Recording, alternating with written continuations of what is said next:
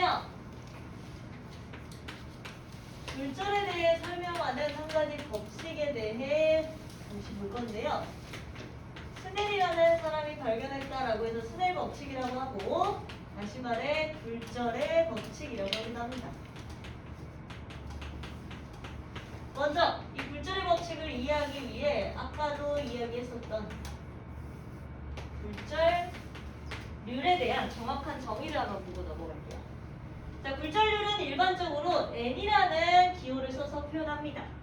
그리고 이 n은 빛의 속력을 기준으로 할 거예요. 빛의 속력을 기준으로 어떤 매질에서 어떠한 속력으로 흘러가는지에 대한 내용을 나눠준 값으로 굴절률을 표현할 거예요. 굴절률은 이렇습니다. 빛의 속력, 일반적인 진공에서의 빛의 속력, 그리고 매질에서의 속력. 매질에 따라 달라진다고 그랬지? 굴절률은? 그래서 이렇게 표현할 거고요. 그 얘기는 진공 중에서 이 굴절률을 측정을 할 때에는 n값이 얼마라는 걸까?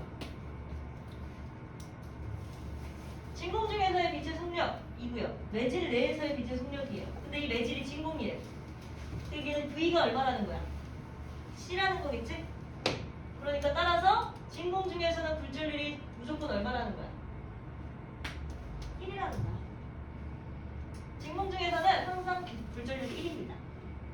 반면에 어떤 매질, 아까도 이야기했듯이 빛은 일반적으로 기체, 액체, 고체 순으로 점점 굴절률이 커져요. 그 말은 속력이 점점 어떻게 된다는 거죠? 빛은 기체, 액체, 고체로 갈수록 속력이 어때요? 줄어들죠? 그쵸? 더 힘들어한다고 했잖아. 그 얘기는 속력이 줄어든다는 거야. 얘가 줄어들면 굴절률은 어떻게 될 거야? 더 커지겠죠? 그러니까 매질이 있을 때는 항상 1보다 크다는 결과를 낳습니다. 무슨 말인지 알겠어? 그 굴절이 되기 힘겨워하는 상황을 굴절률로 앞으로 표현하겠다는 거야. 그리고 이 굴절률은 일반적으로 물질의 특성이에요. 물질마다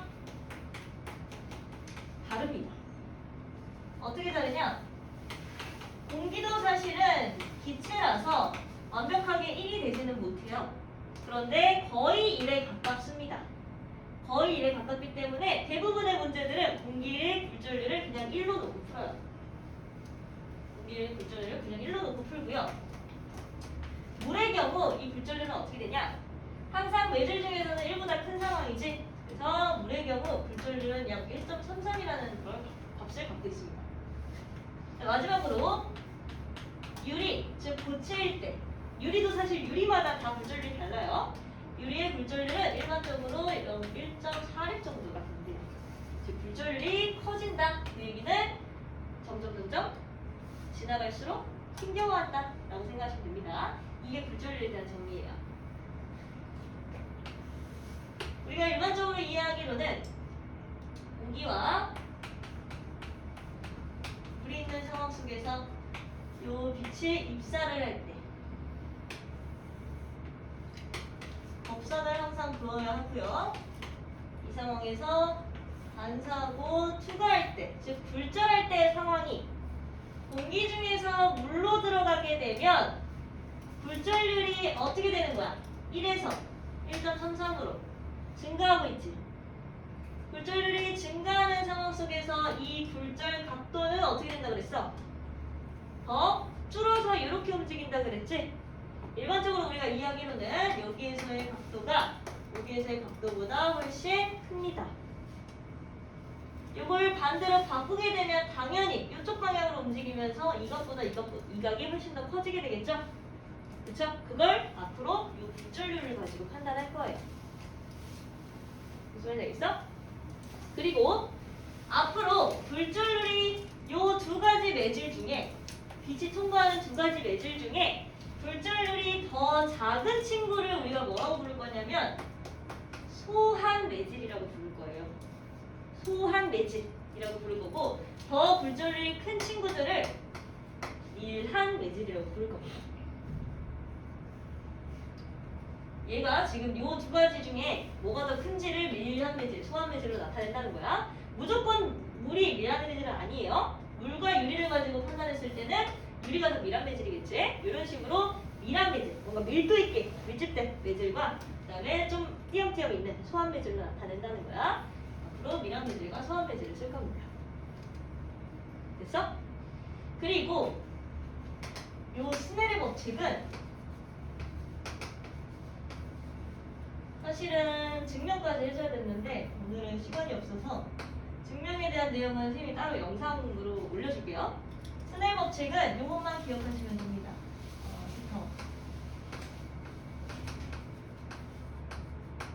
스넬 법칙은 이런 식으로 쓰입니다.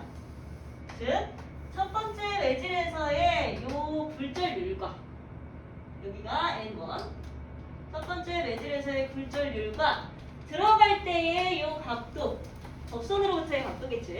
들어갈 때의 요 각도의 사인 값을 취한 거를 곱한 값은 나올 때 펼쳐지는 N2의 굴절률과 나올 때 펼쳐지는 사인 R 값을 곱한 값을 같다라고 보는 게 스넬의 법칙이에요.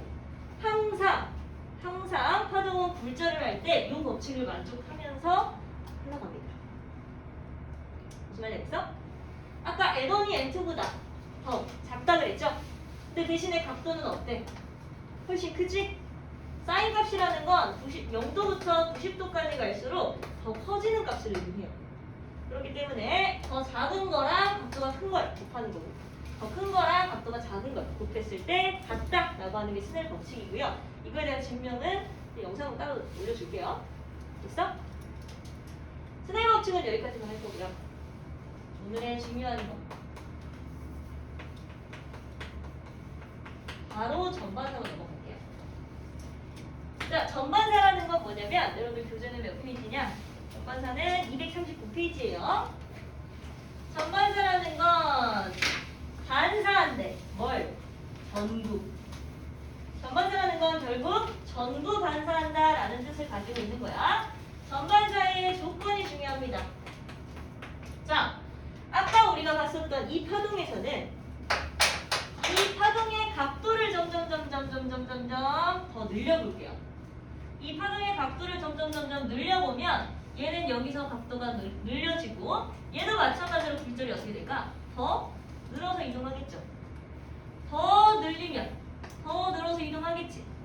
그러나 얘는 더 여기서 여기까지 더 세우면 세울수록 여기에서 굴절할 수 있는 최대 각도가 존재합니다. 최대 각도가 존재해서 아무리 얘를 각도를 더 높인다고 한들 얘는 전부 반사하지 못해요. 전반사라는 건 전부 반사한다는 거니까 이걸 만들기 위해서 이렇게 내려봤더니 반사가 안 된다는 거야. 그래서 전반사의 조건 첫 번째, 항상 밀안 매질에서 소환 매질로 파동이 진행할 때 전반사를 할 수 있다. 자, 밀안 매질은 진동수가 더 큰 거야? 아니, 굴절률이 더 큰 거야? 안 큰 거야? 더 큰 걸 나타낸다 그랬죠? 밀안 매질이라는 건 진동수가 훨씬 더 큰 걸 나타내는 거예요. 그 말은 아까 여기에서 얘를 이동시켰을 때는 밀안 매질에서 소환 매질로 간 거야? 아니죠? 소환 매질에서 밀안 매질로 가는 거죠? 그러니까 전반사가 안 일어난 거예요. 따라서 이번에는 밀안 매질에서 소환 매질로 보내볼 겁니다. 이번에는 물에서 공기로 이 파동을 진행시켜 볼게요. 자, 마찬가지로 법선을 그어야 되고요.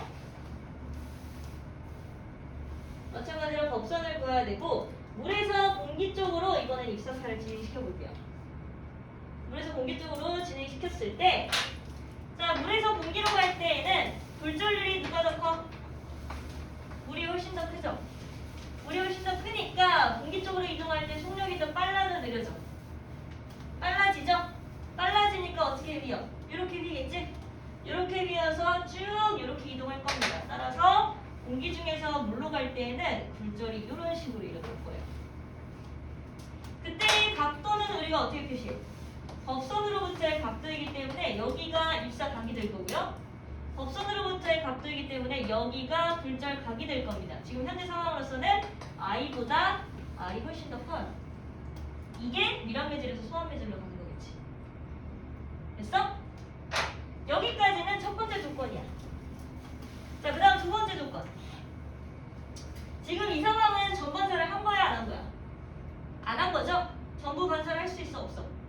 없는 거잖아. 다 투과해버렸잖아. 그쵸? 그렇기 때문에 전반사를 할 수 있는 이 조건이 상당히 중요합니다. 입사각 I 처음 I가 임계각이라고 하는 친구보다 클 때 전반사가 일어나요. 자, 임계각에 대한 정리 조금 이따 볼게요. 자, 얘를 전부 반사시키려면 일단 파동을 움직여 봐야겠지. 아까 이렇게 했던 것처럼 한번 움직여 볼게요. 이 상태에서 여기로 움직여 보자. 여기로 흘러 들어가는 걸 볼게요. 그러면 어떻게 굴절될까? 당연히 이쪽 방향으로 굴절하겠죠. 그럼 계속해서 이쪽 방향으로 움직이면 전반사 할 수 있어 없어? 없어요. 그쵸? 없어서 여기로 움직여 볼게요. 이번에는 여기서 이쪽으로 보내봤어요. 보내봤더니 입사각은 이때보다 훨씬 더 커졌고요. 굴절은 이때보다 더 어떨까요? 굴절각도 훨씬 더 커져서 이렇게 진행하겠죠? 쭉 더 움직여서 여기까지 보내고 더 움직여서 여기까지 보내봤어. 그러면 지금 이 상황에서의 굴절 각도는 얼마일까? 90도겠지. 여기까지 보내봤을 때 지금 이 파동이 전부 이 매질 쪽으로 이동을 했다. 매질 쪽으로 이동할 때의 그 각도가 90도일 때 90도일 때의 입사각을 우리가 뭐라고 부를 거냐면요. 임계각이라고 부를 거예요. 90도일 때의 입사각을 임계각이라고 해요. 얘가 임계각이에요. 근데 전반사는 언제 일어난대? 입사각보다 임계각이 훨씬 클 때, 임계각보다 입사각이 훨씬 클 때 전반사는 일어난다는 거지. 그러면 이 임계각보다 입사각이 더 클 때 어떻게 움직일 때? 얘보다 더 큰 각도로 이렇게 움직일 때, 색깔 다른 게 할까? 더 큰 각도로 이렇게 움직일 때, 이 파동은 전부 어떻게 한다는 거야? 반사한다는 겁니다. 이때가 전반사가 일어나는 거예요. 이때부터 전반사가 일어나시는 거예요. 그러니까 결국 미란만질에서 소환매질로 가야 하고, 그다음에 입사각이 임계각보다 훨씬 더 클 때, 이 두 가지 조건을 모두 만족시키는 상황 속에서만 전반사가 일어난다라는 게 핵심이야. 됐어? 이게 전반사예요. 이 전반사에 대한 내용이 자, 여러분 243쪽 한번 다시 넘겨보세요.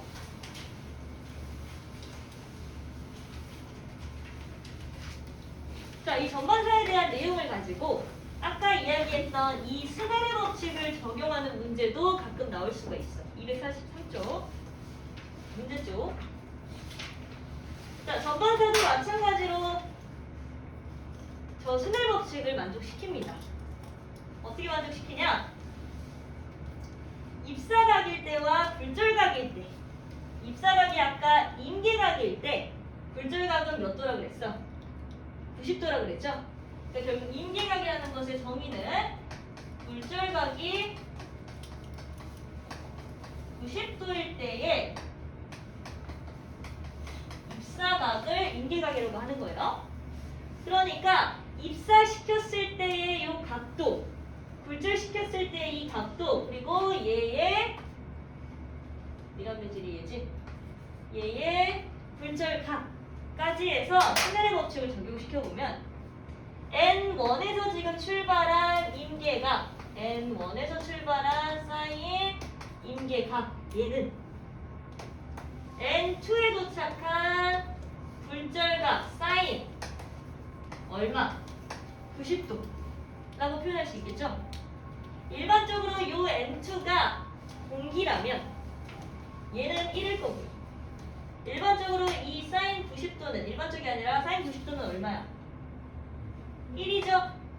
그쵸? 그렇기 때문에 임계각의 각도를 굴절률을 알 때 구할 수 있어요. N1은 사인 I C 임계각분의 1이다 라는 식을 외우라고 시킨단 말이야. 외우지 말고 요 스네르 법칙 그대로 적용해서 얘의 굴절률 집어넣고 요거랑 요거 집어넣어서 그냥 계산하세요.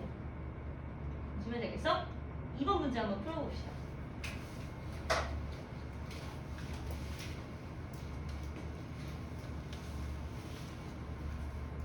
자, 중요한 건 각도야. 입사각이랑 굴절각이 어디로부터의 각도야? 법선으로부터의 각도예요. 법선 잘 보세요.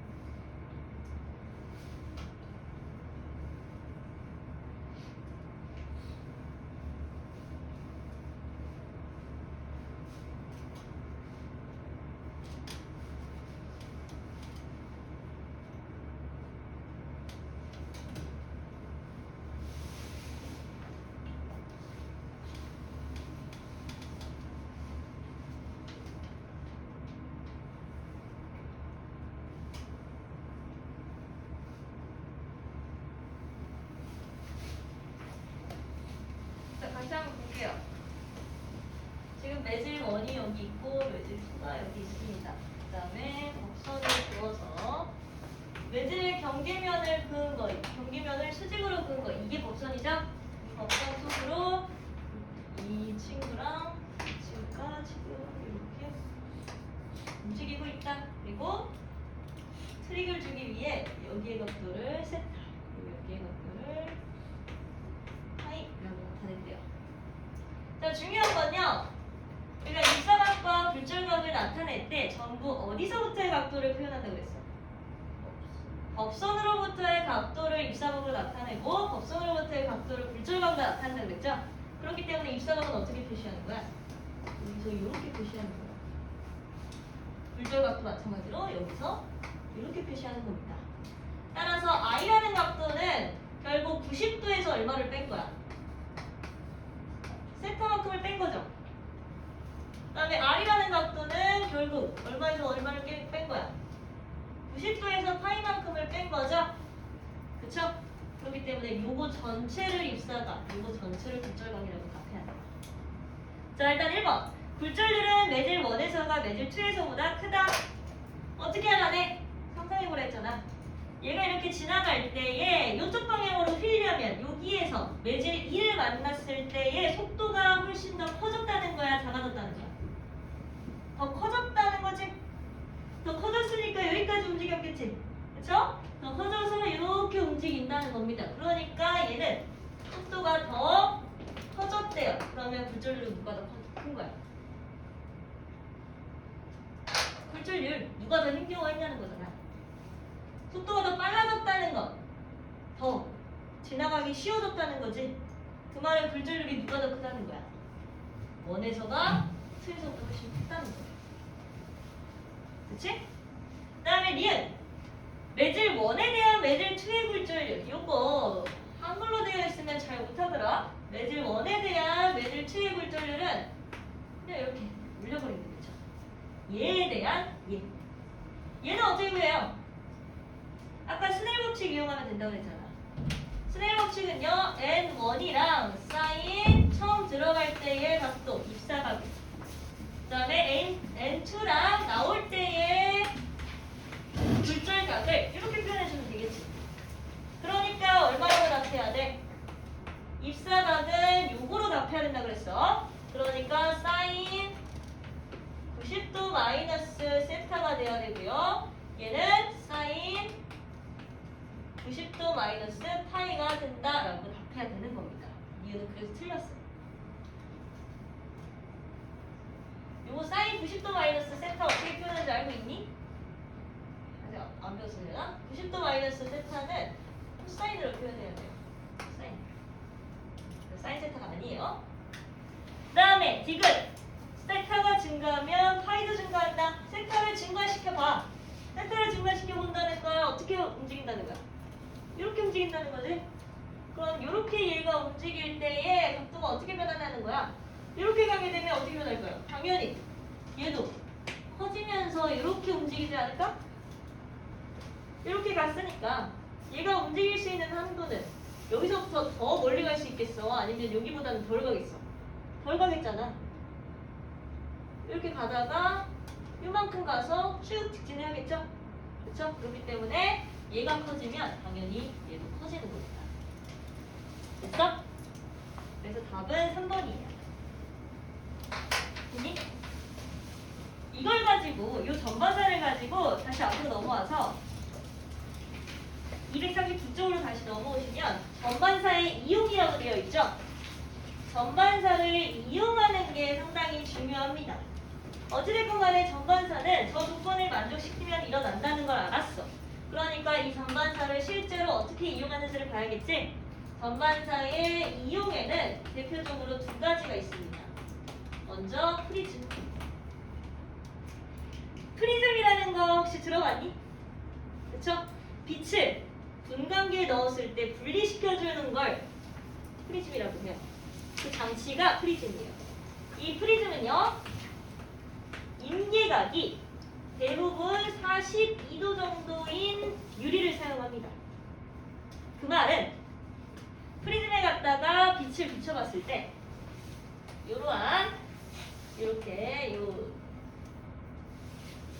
이등변 삼각형을 가지는 이 프리즘에다가 빛을 비춰봤을 때 얘네들이 어떻게 움직이는지를 알 수 있어요. 자, 먼저 빛이 이쪽 방향으로 지금 입사한다라고 한번 해봅시다.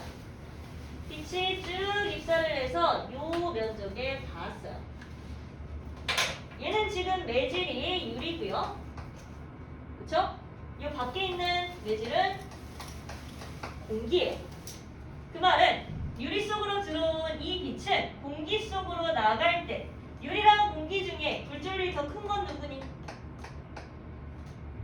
유리가 훨씬 굴절률이 크죠? 그러니까 지나가기 힘든 거 유리잖아요. 유리에서 공기 쪽으로 갈 때는 미란 매질에서 소환 매질로 가는 거니 소환 매질에서 미란 매질로 가는 거니? 유리에서 공기로 갈 때 미란 매질에서 소환 매질로 가는 거죠? 그러면 전반사의 조건을 만족시킬 수 있겠네?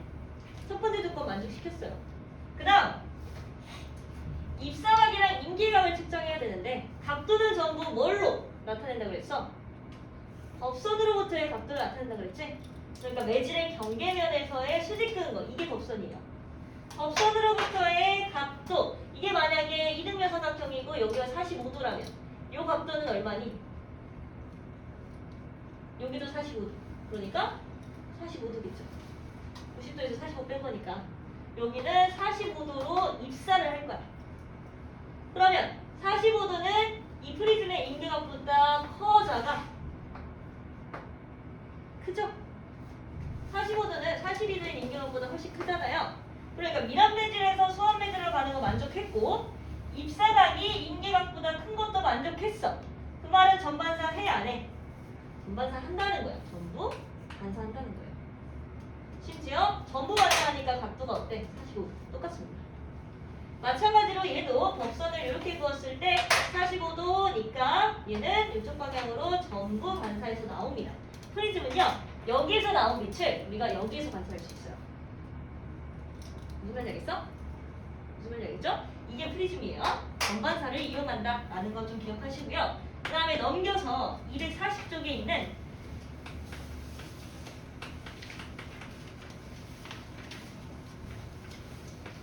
광섬유 사실은 얘가 훨씬 중요해. 광섬유 얘를 별표 써놓으세요. 자, 광섬유도 마찬가지로 전반사를 활용한 예시여서 광섬유는 뭐냐면 빛을 내보낼 수 있는 섬유예요. 그리고 이 광섬유는 어떻게 만드냐? 안쪽에서 전부 반사할 수 있는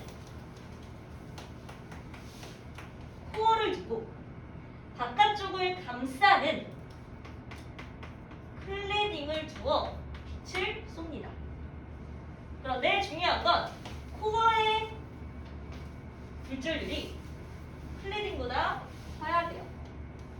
이 상태에서 빛을 쏠 거예요. 자, 코어 쪽으로 들어간 빛을 여기서 한번 쏴봅시다. 자, 코어랑 클레딩 중에 훨씬 더 불전율이 큰 건 코어라 그랬고요. 클레딩은 불전율이 코어보다는 작아요. 이때 미란 매질은 누구? 코어야 클레딩이야? 코어. 코어가 미란 매질이겠죠? 코어가 미란 매질이고요. 클레딩은요? 소한 매질이지? 그 말은 코어로 들어간 이 빛은 클레딩 속으로 나갈 때 미란 매질에서 소한 매질로 흘러간다는 걸 뜻하는 거죠? 그럼 전반사 조건 만족시킬 수 있어 없어? 만족시킬 수 있어요. 전반사 조건 만족시켰고요.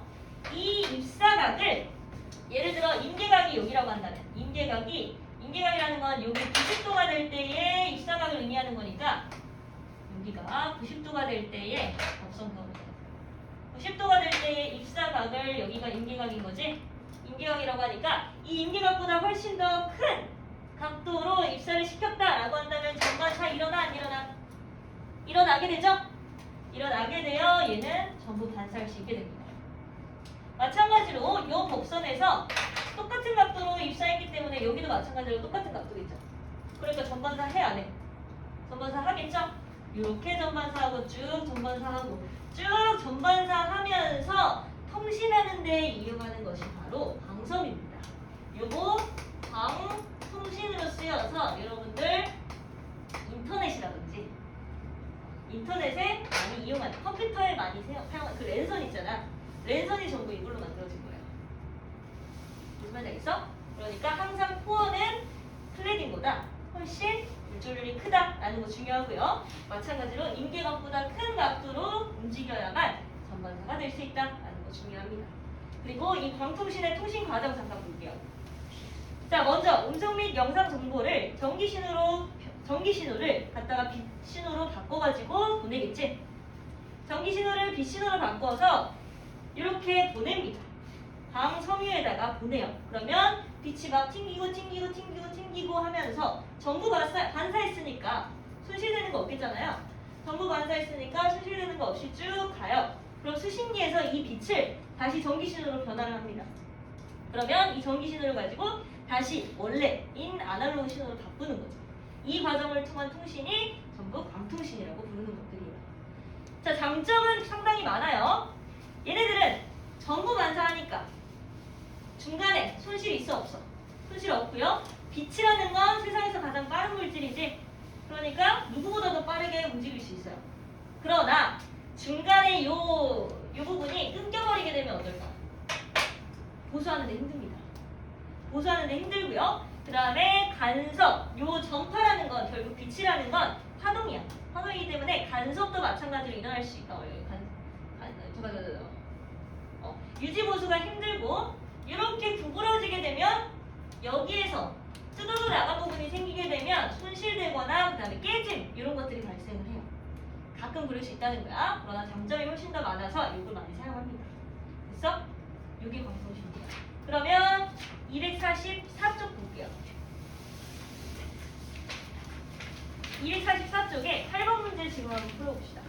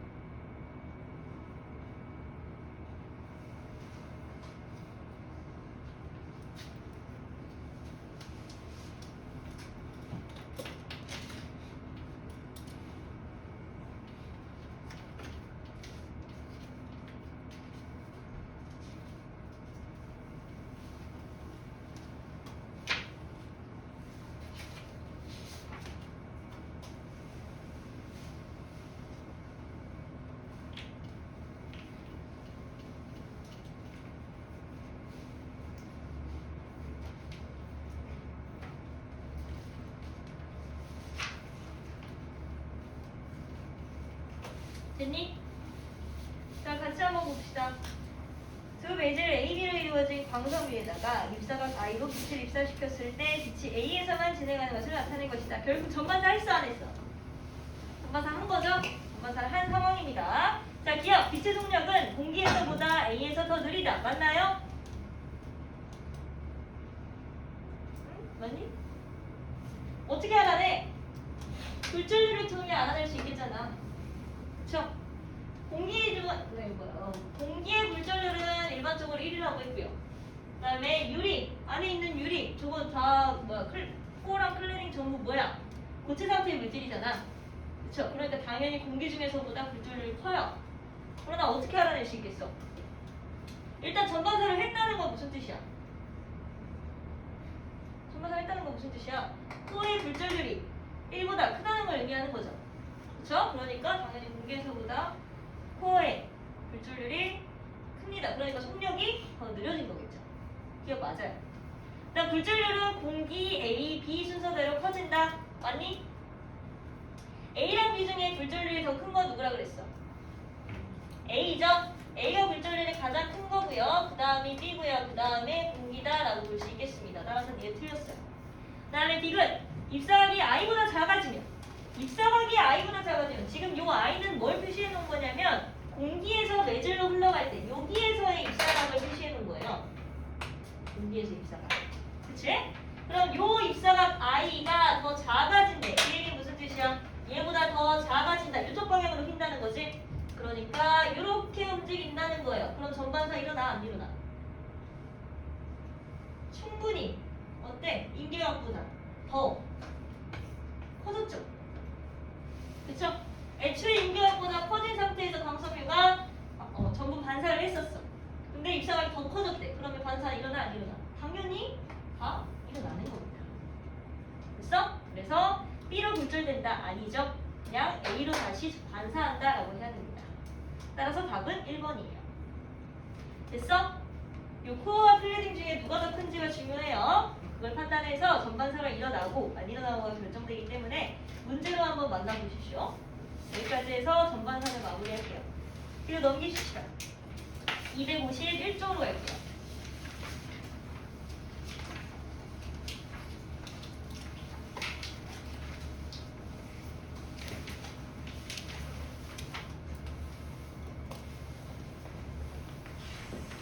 아마 반석까지는 못할 것 같긴 한데 그냥 전자기파까지 하고 별로 내용 없으니까 반석은 다음 주에 하던 거 할게요. 자, 이번에는 전자기파에 대한 내용입니다.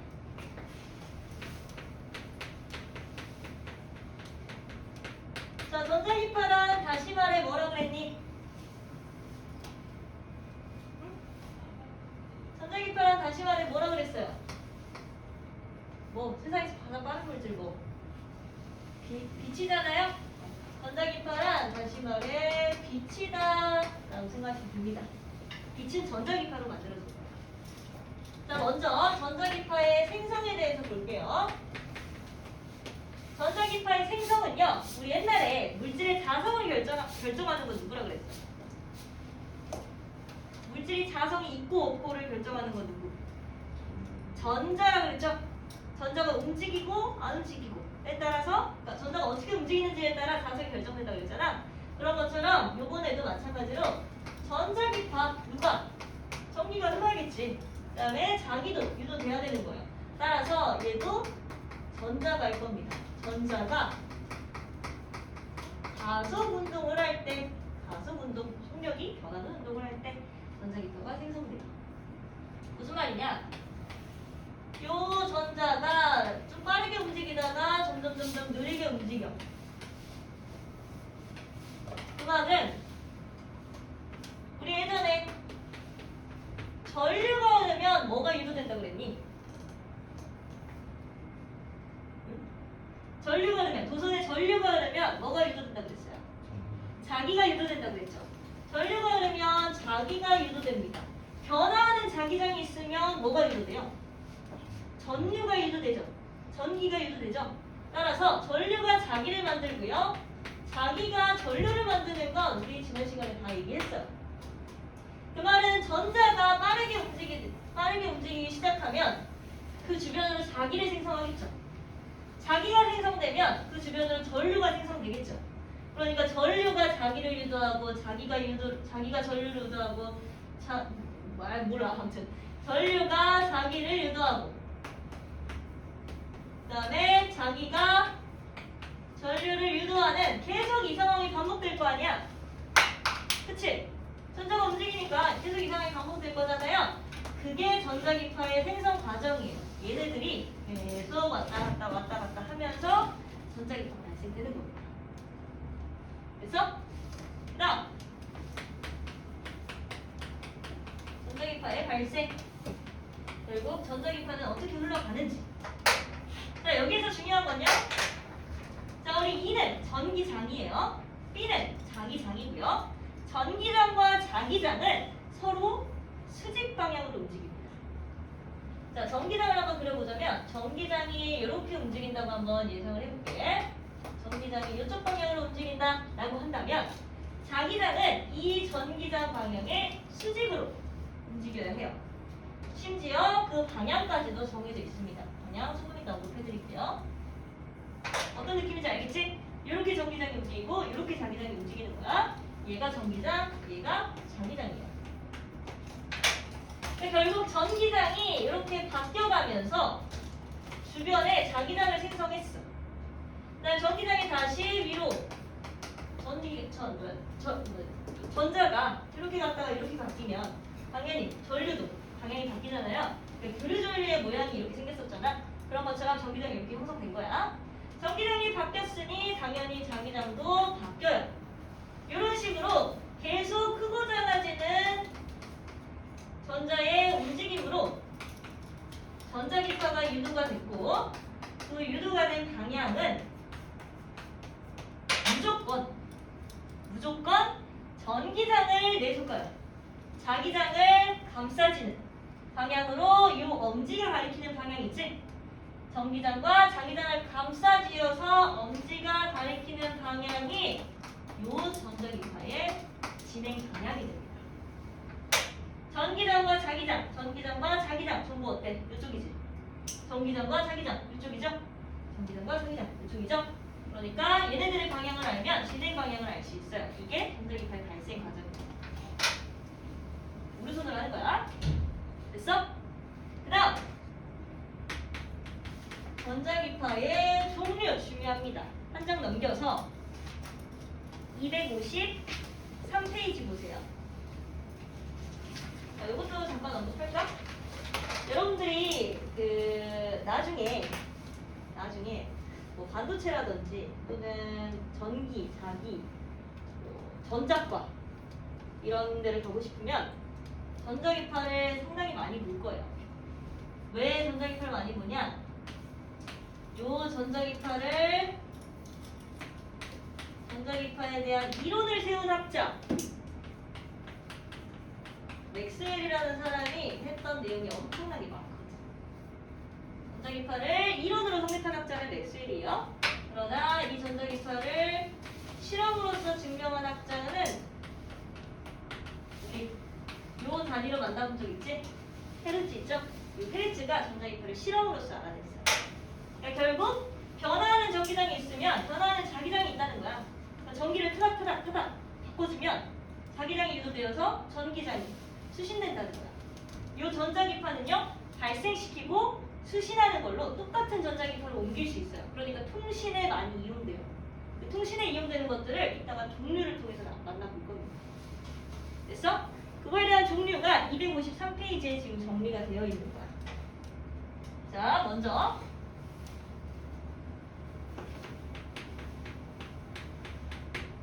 자, 전자기파는 도로, 빛이라 그랬지? 빛의 속력은 기호로 표시하면 뭐라고 표시했어?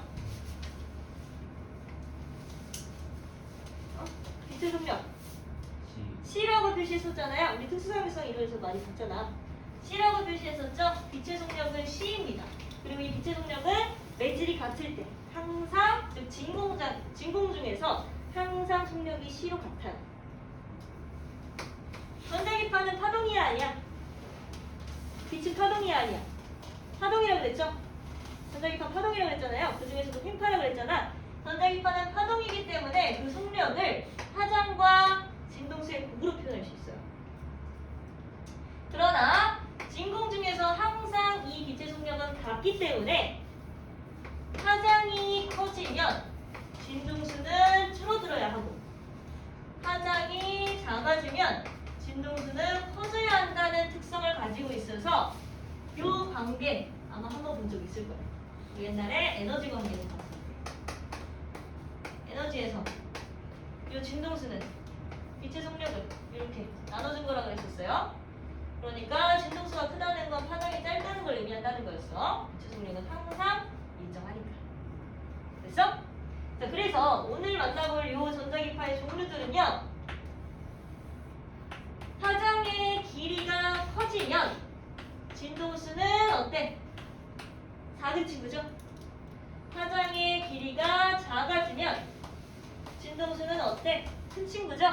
즉, 요렇게 생긴 애랑 이렇게 생긴 애를 같이 보겠다는 거야. 결국 다 뭐니까?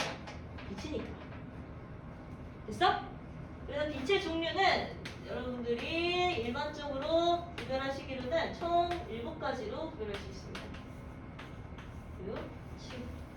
여기로 갈수록 파장은 짧은 대신에 진동수가 커지는 거고요. 여기로 갈수록 파장이 크고 진동수가 작아지는 거예요. 그러면 에너지는 누가 더 클까? 7번일까 1번일까? 에너지는 누가 더 클까? 진동수가 큰 거 몇 번? 7번이겠죠? 진동수가 큰 거 이 친구의 에너지가 훨씬 더 커요.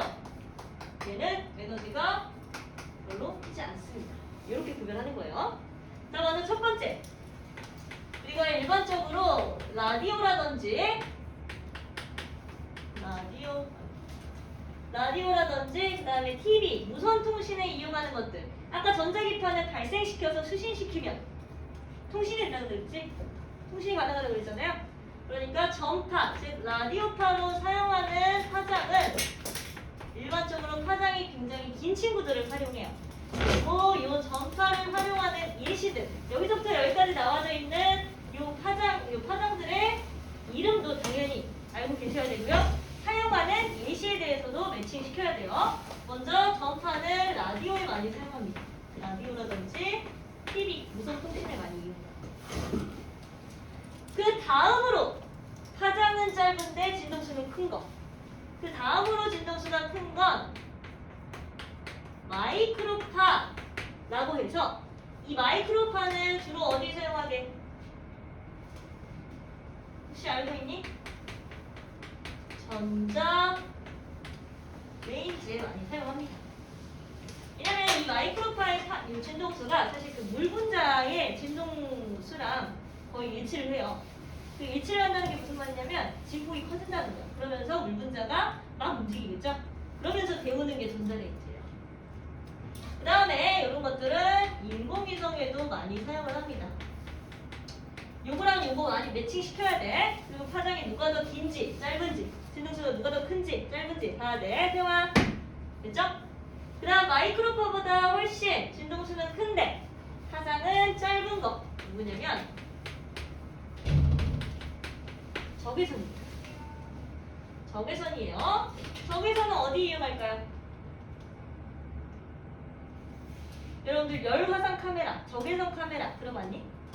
적외선은 우리가 사람이 내뿜는 복사 에너지랑 진동수가 거의 일치해요. 그 말은 우리가 내는 빛을 얘가 감지할 수 있다는 거잖아. 그러니까 열화상 카메라에 많이 사용합니다. 요즘 많이 사용하겠죠. 열화상 카메라에 많이 사용하고요. 그 다음에 요거는 빨간색 바깥에 있는 선이라서 빨간색이랑 같은 파장을 가지고 있을 수도 있어. 그래서 빨간 빛을 내는 거고 리모컨 그런 거 있잖아. 리모컨, 마우스 이런 데에서 내는 빛들 있지? 막 반짝반짝 하잖아요. 리모컨 누르면 반짝반짝 하죠? 그런 것들로 사용을 해요. 왜냐하면 적외선은 짧은 거리에서 보안성이 굉장히 크니까.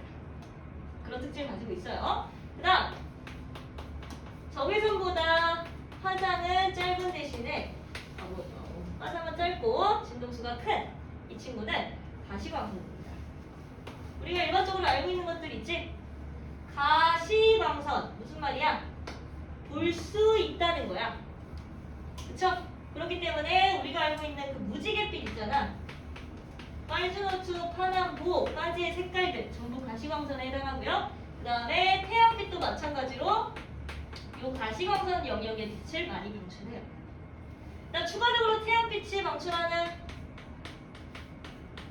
전자기파 뭐? 자외선입니다.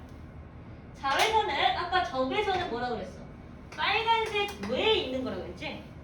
그러니까 지금 이걸 파장대로 분류를 하자면 가시광선은 여기가 빨간색인 거고 여기가 파란색인 거예요. 보라색인 거예요.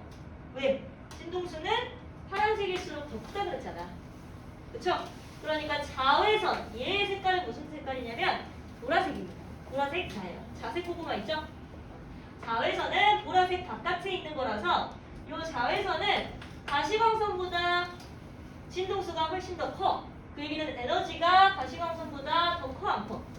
크다는 거지? 이제 여기서부터 갈수록 진동수가 커지니까 에너지가 굉장히 커져요. 그래서 우리한테 해로운 영향을 주는 친구들이에요. 자, 자외선은요, 어떻게 이용을 하느냐? 사람은 없애버릴 수 없지만 균들은 없앨 수 있습니다. 살균 작용을 하는 거에 많이 사용해요. 컵 같은 거 넣는 데에다가 그 보라색 깔기 나는 거 있지? 그거 다 자외선 사용하는 겁니다. 그 다음에 또 어떤 것들이 있냐? 그 다음에 얘네들은 우리 눈으로 볼 수는 없지만 보석 같은 것들을 감정하는 데에도 많이 사용을 해요. 그 다음에 범죄 수사에도 많이 사용을 합니다. 범죄 수사. 대표적으로 루미는 너네 막 실세 이런 거 좋아하니? 실세 이런 거 좋아해요? 무서워서 안 봐? 무서워서 안 봐? 자, 범죄 수사에서 사용되는 이 루미놀은 어떤 거냐면 피해 흔적을 확인하는 것들이에요. 그러니까 아무리 범인들이 그 핏자국을 닦아내도 이 루미놀 뿌려가지고 착착착착 해가지고 자외선 뿌리면 이 핏자국이 어디에서 뿌려져 있는지를 알 수 있어요. 그걸 활용하는 게 범죄 수사 자외선이에요. 그 다음에 자외선보다도 훨씬 진동수가 크지만 파장은 점점 짧아지는 거. 엑스레이. 엑스레이입니다. 자, 엑스레이 어디에 사용할까요? 뼈. 엑스레이 다 찍어봤잖아. 그쵸? 엑스레이는 뼈 같은 거를 촬영할 때 많이 사용을 해요. 피부는 뚫어버릴 수 있지만 뼈는 뚫지 못해서 나오는 것들이야. 그 다음에 저기 공항 같은 것들. 공항 검색대에서 사용하는 것들 있죠? 공항 검색대에서 엑스레이 비춰가지고 이게 뭐 폭탄인지 어떤 건지 감정하는 거. 이거 엑스레이를 사용합니다. 자, 마지막으로 진동수가 훨씬 더 커. 그러나 파장은 가장 짧은 애. 물론 이거보다도 더 짧은 애 많아요. 감마레이라고 하는 친구입니다. 이 감마레이는요, 여기서부터는 이제 방사선이에요. 방사선 알지? 방사선. 에너지가 너무 커서 우리 몸에 해로운 것들. 에너지가 너무 크기 때문에 얘네들은 사실 암을 지져버리는 데 사용하기도 해요. 암을 치료하는 데 사용할 수도 있고요. 잘못 사용하면 암을 유발할 수도 있겠죠. 그 다음에 방사선 투과식품이라고 해서 식품도 그 살균 작용을 하려면 요 살균을 할 때 아까 자외선을 사용한다고는 했지만 세균들을 전부 없애버릴 때는 이 방사선을 뿌려가지고 그러니까 투과를 시켜가지고 다 없애버려요. 그거에 사용하는 것들이 감마레이예요. 여기서부터 여기까지는 여러분이 꼭 기억하셔야 돼요. 되니? 됐어요? 자, 그러면 문제 한번 봅시다. 저기 262쪽에 6번 한번 풀어보세요.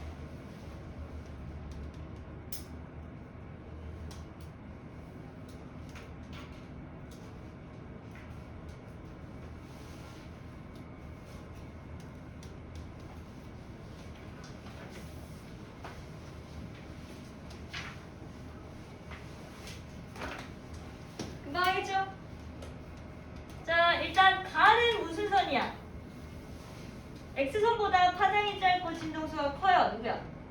감마레이겠죠? 감마선이겠죠? 감마선이라서 기억, 높은 초과력으로 암을 치료하는 데 이용한다. 맞니? 네, 맞습니다. 기억 맞고요. 그 다음에 나는 누구야? x선보다 파장이 길고요. 가시광선보다 파장이 짧은 거. 누구? 자외선이겠죠? 자외선은 어디에 사용해? 살균하는 데 사용한다 그랬지? 그래서 살균작용이 있으면 인체 내에서 비타민 D 합성에 관여한다. 우리 막 태양빛 받으면 비타민 D 하잖아요. 그렇죠? 그거 직접적으로 비타민을 얻는 게 아니라 합성에 관여하니까 이루는 거예요. 그래서 니은 맞고요. 그 다음에 디귿. 다는 누구야? 다는요. 가시광선보다 파장이 길고 마이크로파보다는 짧은 거. 누구? 적외선이죠? 적외선이니까 물 분자를 신동시켜 열을 발생시키는 요리기구. 이거 뭘 가리키는 거야? 그렇지, 마이크로파입니다. 전자레인지를 가리키는 거잖아요. 그러니까 얘는 틀렸죠. 답은 3번입니다. 그 다음에 7번이랑 8번도 한번 풀어볼 건데요. 그 8번에 잠깐 보시면 그 바코드 리더기 있지? 얘네 무슨 빛을 내니? 그러니까 빨간 빛을 내잖아요. 빨간 빛을 낸다고 가시광선이라고 착각할 수 있는데 아니구나. 가시광선이라고 생각해야 되나? 자, 어쨌든 가시광선이랑 적외선 사이에 있는 거라고 생각하면 돼. 가시광선이랑 적외선 사이에 있는 거라고 생각하시고 그 다음에 리모컨은 뭘로 해야 될까? 적외선을 활용해야겠죠? 그래서 문제 한번 풀어보세요. 7번, 8번 지금 풀어보세요. 교통카드는 교통카드는 우리 눈으로 볼 때는 전파가 보여 안 보여? 안 보이잖아. 그래서 굉장히 긴 요걸로 사용해요. 요거. 무선통신.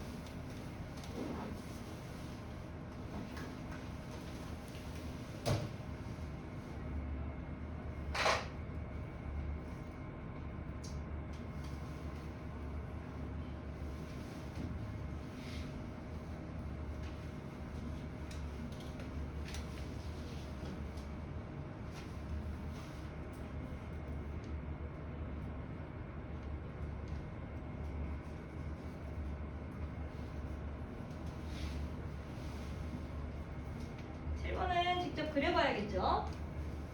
동작이니까 한번 그려보세요.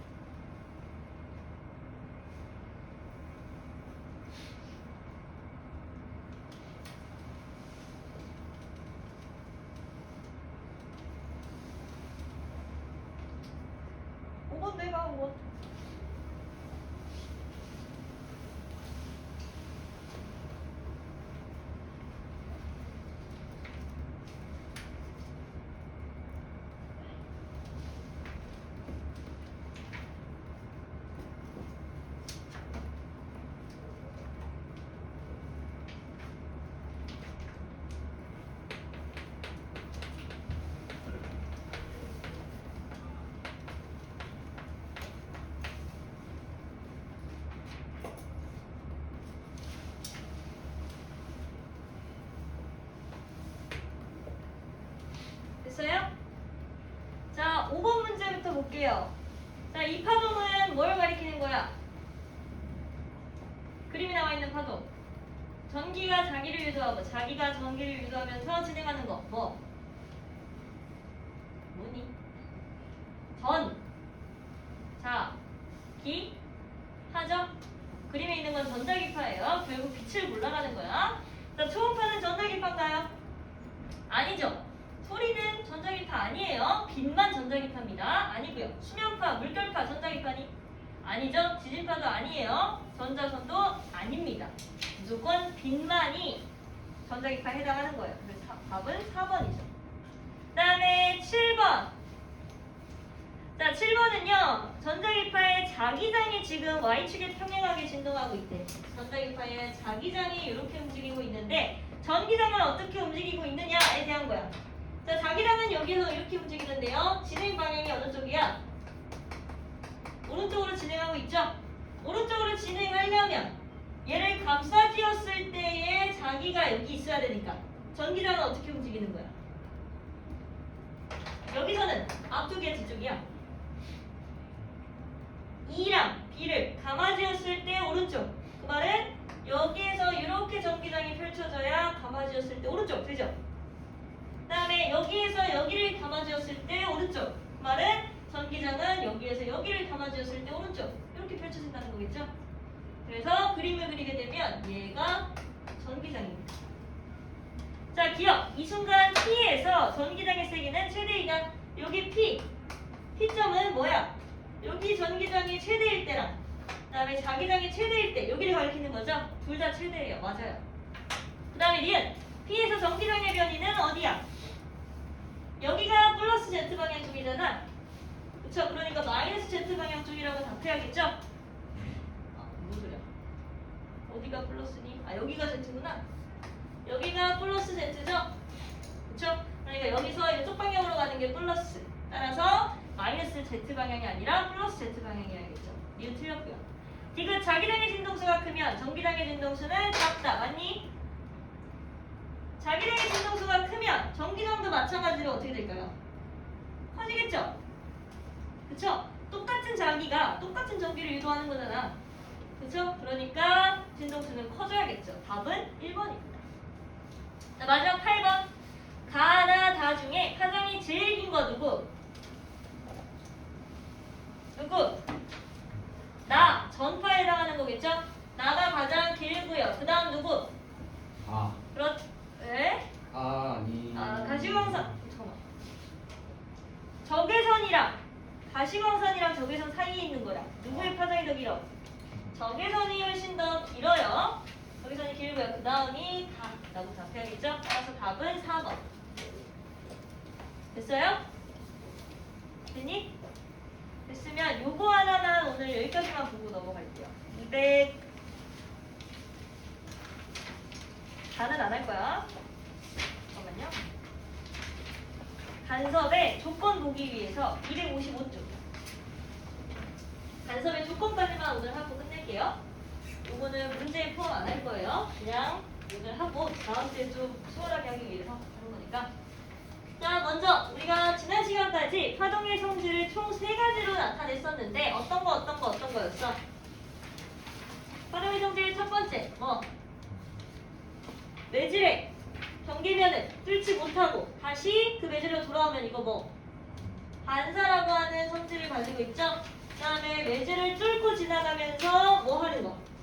굴절하는 현상이 파동에서는 펼쳐지고요. 그 다음에 마지막으로 장애물을 만나면 회절하는, 꺾이는 현상이 펼쳐지는 거. 요렇게가 대표적인 3가지 파동의 성질이었죠. 마지막 파동의 성질, 즉 파동이라면 전부 이 성질을 가지고 있다는 거야. 간섭입니다. 간섭에 대해서 볼게요.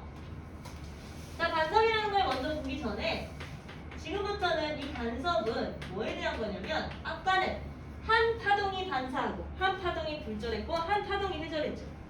이번에는 두 파동이 겹쳐질 때 나타나는 게 간섭 현상이라서 우리는 중첩의 원리에 대해서 다시 이야기를 해야 돼요. 자, 어떤 파동이 요만큼의 변이를 가지고 이쪽 방향으로 오고 있고 어떤 파동이 요만큼의 변이를 가지고 이쪽 방향으로 오고 있다라고 한번 생각해 봅시다. 그러면 이 파동의 진폭은 진동 중심으로부터의 거리니까 여기가 진폭이 있고요. 진동 중심으로부터의 거리가 여기가 진폭이니까 여기가 y2라고 할 수 있겠죠? 이렇게 지금 다가오고 있는 상황이에요. 자, 이 상황에서 그 다음 순간에 얘네가 겹쳐졌을 때의 순간 요 파동의 진폭과 요 파동의 침폭은 더해질까 안 더해질까? 이렇게 가다가 쭉 만났어. 그럼 진폭이 훨씬 커질까요? 아니면 그대로일까요? 커질까요? 그대로일까요? 얘가 이만큼의 진폭을 가지고 있고 얘가 이만큼의 진폭을 가지고 있어. 당연히 만나게 되면 얘네들의 진폭이 어떻게 될까? 더 커지는 특성을 갖고 있습니다. 그래서 파동의 진폭은 애초에 처음 y1과 y2가 합쳐져서 진폭이 커지는 상황이 마련될 수 있어요. 그 다음에 요걸 하기 위해서 사실은 한 거야. 그 다음에 요 파동은요 요쪽 방향으로 계속 가려고 하겠죠. 요 파동은요 요쪽 방향으로 계속 가려고 하겠지. 여기에서 합쳐져서 얘네가 사실 같이 움직이는 게 파동이 아니야. 파동은요 항상 독립된 성질을 가지고 있기 때문에 요 파동은 여기로 왔다가 다시 여기로 이어져서 갈 거예요. 이게 파동의 독립성입니다. 그 다음에 이 파동도 마찬가지로 여기에서 잠깐 합쳐졌다가 다시 여기로 갈 거예요. 일정한 진폭, 얘는 y2만큼의 진폭을 가지고 얘는 y1만큼의 진폭을 가지면서 이동을 하게 된다는 겁니다. 이게 파동의 독립성이에요. 이 독립성에 대한 내용이 중첩에 포함되어 있는 거야. 됐죠? 그런데 만약에 이 y2의 진폭이 아까는 여기 같은 위치로 올라서서만 있었다면 요번에는 이런 위치에 있었다면 어떨까? 자, 이런 위치에 있는 것과 이런 위치에 있는 것과 이렇게 가다가 만났어요. 그러면 오히려 이 진폭은 더 늘까요? 줄까요? 그냥 생각하기로도 어때? 더 큰 진폭을 가지고 있는 애랑 더 작은 진폭을 가지고 있는 애가 같이 다가와서 만났어. 그럼 이 진폭이 어떻게 될까? 더 줄어드는 현상이 발생을 하겠죠. 당연한 거 아니야? 위로 올라져 있는 거랑 내려져 있는 게 합쳐지면 얘가 지금 빼지는 거잖아. 그쵸? 우리 변이 생각해야 되잖아요. 위아래를 서로 반대로 생각해야 되잖아. 그러니까 빼져서 즉 이렇게 진폭이 오히려 주는 현상이 발생해요. 그쵸? 그러니까 파동의 중첩 현상은 크게 두 가지로 나눌 수 있습니다. 서로가 서로를 만나 보강하게 되는, 즉 진폭이 커지게 되는 보강 간섭과 서로가 서로를 상쇄시키는, 즉 서로가 서로의 진폭을 줄어들게 만드는 보강 간섭과 상쇄 간섭으로 앞으로 두 가지 간섭을 나눌 거예요. 무슨 말인지 알겠어? 크게 간섭에는 보강 간섭과 상쇄 간섭이 있다는 거야. 자, 보강 간섭이라는 건요. 여기까지만 하고 끝내줄게요.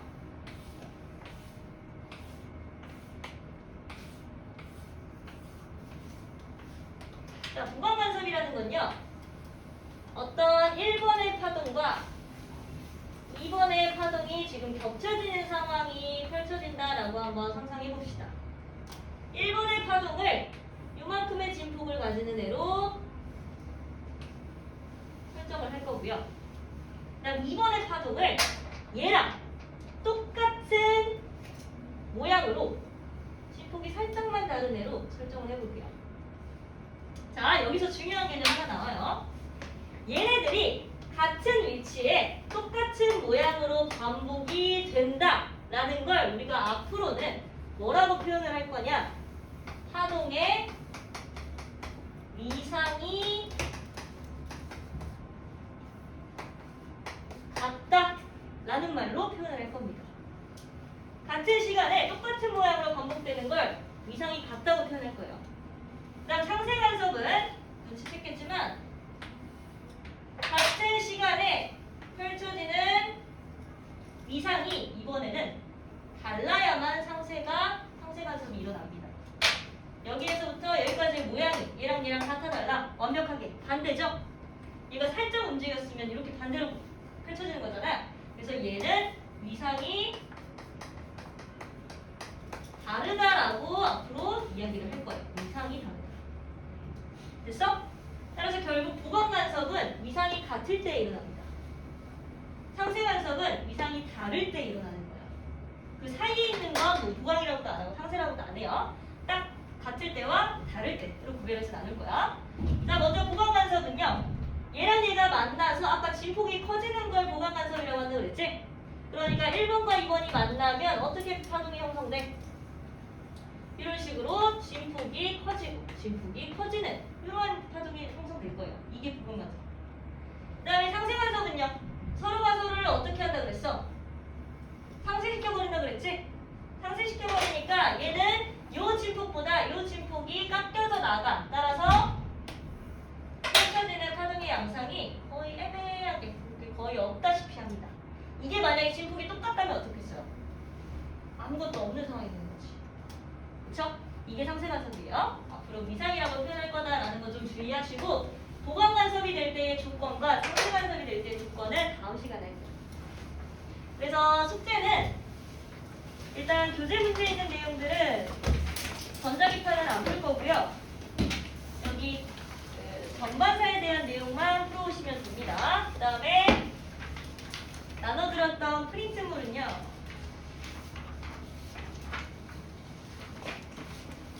전반사에 대한 내용, 전반사가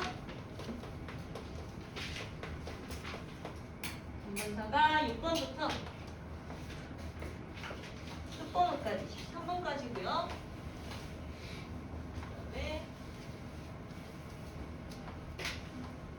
그다음에 저기 엉덩이 1번부터 4번까지 이렇게만 풀어오세요.